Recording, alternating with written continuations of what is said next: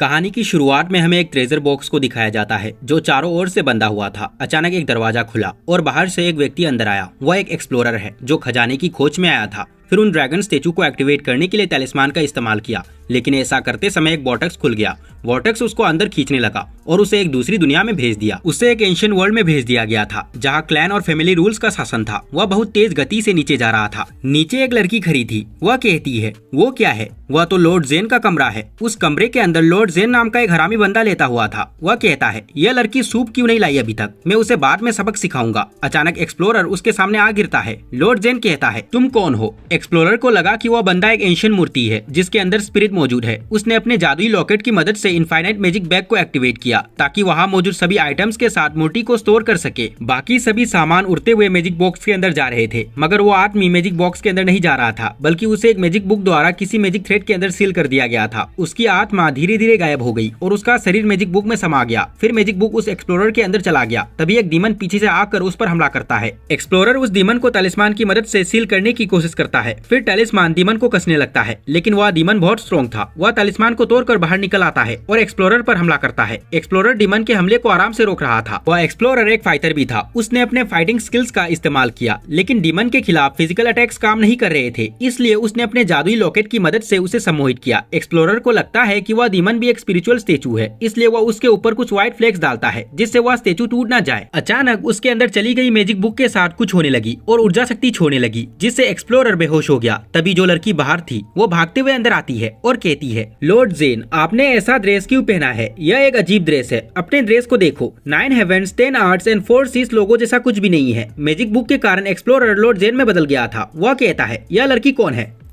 तुमने मुझे क्या बुलाया? वह लड़की कहती है, यहाँ क्या हो रहा है? अब आप मुझे जानते भी नहीं। मैं आपकी मेड वांग फंग हूँ। या उन लोगों का काम होगा। उनकी हिम्मत कैसे हुई आसमान से घुसने की? जब तक मैं यहाँ हूँ आपको कुछ भी नहीं होगा। जेन पूछता है, ये कहा है? वांग फंग कहती है, ये 9 heavens and 10 arts of the immortal realm लांग जीटेन है। जेन सोचने लगता है और आगे कहता है, वैसे वांग फंग, इस कमरे को किसने सजाया है? वांग फंग कहती है, यह स्टीवर्ड ने किया है। इसे आपकी सुरक्षा के लिए सजाया गया है। जेन पूछता है, अभी स्टीवर्ड कहाँ है? वांग फंग कहती है, जोंगू हाउस में एरे की मरम्मत की जरूरत है, इसलिए वह दूसरे दिन एक कॉर्नर स्टोन खरीदने के लिए निकल गया। जेन पूछता है, कौन सी एरे? वांग फंग कहती है, स्टीवर्ड एक एरे मास्टर है। जेन वांग फंग से उसे एक ऊंचे जगह पर ले जाने के लिए कहता है। वांग फंग उसे 7 स्टार्स मून टावर में ले गई, जहां उसने इमॉर्टल कल्टीवेशन के बारे में बताया। 9 स्टेजेस के साथ इमॉर्टल कल्टीवेशन के 3 मेन रियाल्म्स है, जैसे की रियाल्म, डैन रियाल्म और गॉड रियाल्म। हर एक रियाल्म को पार करने के लिए 9 स्टेजेस से होकर गुजरना होगा। जेन पूछता है, क्या मैं कल्टीवेट नहीं कर सकता? वांग फंग जवाब देती है, मास्टर ने एक बार आपके शरीर को बदलने के लिए एक महान इमॉर्टल को बुलाया था, लेकिन वह भी असफल रहा। पर मैंने इमॉर्टल से सुना जिन्हें लॉर्ड ने आपके लिए काम पर रखा है। अगर हमें 9 सिरों वाला गोल्डन डान मिल जाए तो आप अपने बॉडी फॉर्म्स को बदल पाएंगे, जिससे आप कल्टीवेट कर सकेंगे। लेकिन ऐसा कहा जाता है कि 9 सिरों वाला गोल्डन डैन का फॉर्मूला लंबे समय से खो गया है और अब इसके बारे में कोई नहीं जानता। जेन सोचने लगता है, मुझे लगता है कि मैं इस समस्या का इलाज ढूंढ सकता हूँ। मुझे कुछ पोशंस ढूंढनी होगी। वह कुछ पोशंस लाने के लिए छुपके से इमॉर्टल टॉम पर जाना चाहता है। जेन फिर पूछता है, वांग फंग, जिलोंग के अलावा क्या कोई और मेरी जासूसी कर रहा है? वांग फंग कहती है, गोंगसुन फैमिली के जू और फेंग फैमिली के फेंग लियांचेन के साथ सरकार में कई लोग हैं जो आपकी जासूसी कर रहे हैं। जेन कहता है, जिलों को बाद में हमारे साथ आने के लिए कहना। चलो शहर से बाहर चिंगजुआन माउंटेन पर इमॉर्टल टॉम से मिलते हैं। अगले दिन जेन, जिलोंग और वांगफंग के साथ टाउन के एंट्रेंस की ओर जा रहे थे। तभी सामने से एक एंट्रेंस कमांडर आता है और जेन से पूछता है, लॉर्ड जेन, आप कहाँ जा रहे हैं? जेन जवाब देता है, मैं कहाँ जा रहा हूँ? क्या मुझे आपको रिपोर्ट करनी होगी? यह सुनने के बाद वह एंट्रेंस कमांडर डर गया और उसके सामने घुटने टेक दिया और कहने लगा, मैं तो बस आपकी सुरक्षा के लिए पूछ रहा था। पीछे से जिलोंग कहता है, चिंता मत करो, मैं लॉर्ड की रक्षा करूंगा।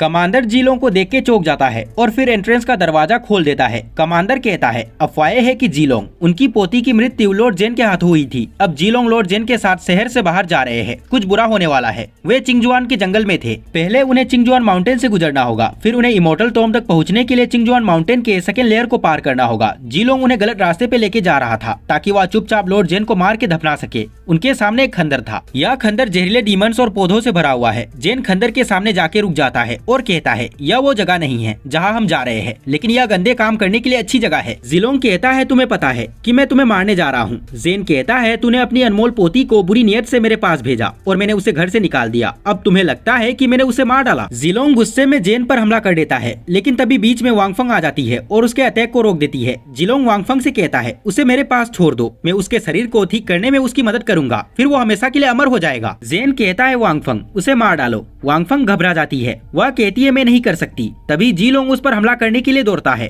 वांगफंग प्रिज्म लाइट अटैक यूज करती है। जीलोंग उसके सभी हमलों को रोकते हुए हवा में जाता है और अचानक गायब हो जाता है। फिर बहुत तेज गति से वांगफंग के पीछे आ जाता है और कहता है तुम्हारी मैजिक ऑरा काफी अच्छी है, लेकिन ऐसा लगता है कि तुमने कभी असली लड़ाई नहीं लड़ी। यह कहते हुए उसने वांगफंग पर शॉर्ट से वार किया, जिससे वह बेहोश हो गई। जीलोंग जेन से कहता है लॉर्ड जेन आपके रक्षक। वह एक साधारण हमले से बेहोश हो गई, अब मरने की बारी तुम्हारी है। जीलोंग जेन पर हमला करने जाता है, तभी हमें एक फ्लैशबैक दिखाया जाता है जिसमें जेन छत पर लेटा हुआ था। वह कहता है इस शरीर का पिछला ओनर हरामी था। मैं भी हमेशा कोई अच्छा काम करने वाला आदमी नहीं हूँ, लेकिन मैं अच्छे और बुरे के बीच अंतर कर सकता हूँ। मैं दुनिया के तौर तरीके को जानता हूँ, लेकिन ये आदमी एक नंबर का हरामी और कमीना है। अगर उन्हें पता चल गया कि मैं असली लॉर्ड जेन नहीं हूँ तो मुझे डर है कि मुझे मार दिया जाएगा तुरंत। क्यों ना मैं वांगफंग को लेके भाग जाऊँ। अचानक धरती कांपने लगी। एक 9 सिर वाला ड्रैगन धरती के अंदर से बाहर निकला और सभी जगह को नष्ट करना शुरू कर दिया। यह देखते हुए जेन कहता है यह ड्रैगन किसी भी जिंदा इंसान को ज़ॉम्बी में बदलने की क्षमता रखते हैं। ज़ॉम्बी में तब्दील होने के बाद वे सब कुछ भूल जाएंगे। जो लोग यहाँ लंबे समय से रह रहे हैं वे अपने वंशजों से अलग हो जाएंगे। एक बार जब ये ड्रैगन मुझ पर फेट एबिलिटी का यूज करेगा तब मैं भी ज़ॉम्बी में बदल जाऊंगा। मुझे कुछ करना होगा। अचानक 9 सिर वाला ड्रैगन ने उसे देख लिया और बहुत तेज गति से उसकी ओर आया। जेन एक ज़ॉम्बी में बदलने वाला था, लेकिन उसे मैजिक बुक द्वारा मैजिक टावर के ऊपर टेलीपोर्ट किया गया। टेलीपोर्टेशन के कारण जेन बेहोश हो गया था। फ्लैशबैक यही समाप्त होता है। जीलोंग जेन पर हमला करने वाला था, तभी जेन के बॉडी में से वही 9 सिर वाला ड्रैगन बाहर निकल आता है और जीलोंग को पीछे धकेल देता है। जीलोंग 9 ड्रैगन के एक ही अटैक से बहुत कमजोर पड़ गया था। वह वापस उठ नहीं पाता। वह कहता है तुम्हें गॉड स्किल कैसे मिला। आगे बताया जाता है कि गॉड स्किल सिर्फ कुछ ताकतवर इमोर्टल से प्राप्त कर सकते हैं। जेन गॉड स्किल का यूज ही नहीं कर सकता क्योंकि वह जादू का उपयोग नहीं कर सकता है। वह सिर्फ अपने जादुई लॉकेट का उपयोग किसी को सम्मोहित करने के लिए कर सकता है। इसके अलावा उसके पास बस कुछ फाइटिंग स्किल्स है। असल में जब 9 सिर वाला ड्रैगन उसकी ओर आ रहा था तब मैजिक बुक ने उस ड्रैगन को एब्जॉर्ब कर लिया और अभी वही मैजिक बुक जेन के अंदर है। यानी कि जेन मैजिक यूज नहीं कर सकता है, लेकिन मैजिक बुक का इस्तेमाल करके वह किसी भी लिविंग स्पिरिट को अपने गॉड स्किल में बदल सकता है। लेकिन उससे पहले जेन को यह सीखने की जरूरत है कि मैजिक बुक को कैसे कंट्रोल किया जाए। वांगफंग को होश आ जाती है। जब उसने जेन को देखा तो वह दौड़ती हुई उसके पास गई और बोली क्या आप ठीक है? यह सब मेरी वजह से हो रहा है। मैं बेकार हूँ। मैं आपकी रक्षा करने में असफल रही। जेन उठ जाता है और वांगफंग से कहता है वह तलवार लो, जाओ और जीलों को मार दो। वांगफंग तलवार उठाने जाती है। वह अभी भी घबरा रही थी। यह देखकर जेन फिर कहता है तुम यहाँ से भाग जाओ। एक बार मेरे बहुत सारे दुश्मन हो गए तो फिर तुम्हारे लिए मेरे साथ रहना खतरनाक होगा, इसलिए भाग जाओ। तुम मेरे साथ रहने के लायक नहीं हो। अगर ऐसे ही चलता रहा तो एक दिन तुम मेरी वजह से मरोगे।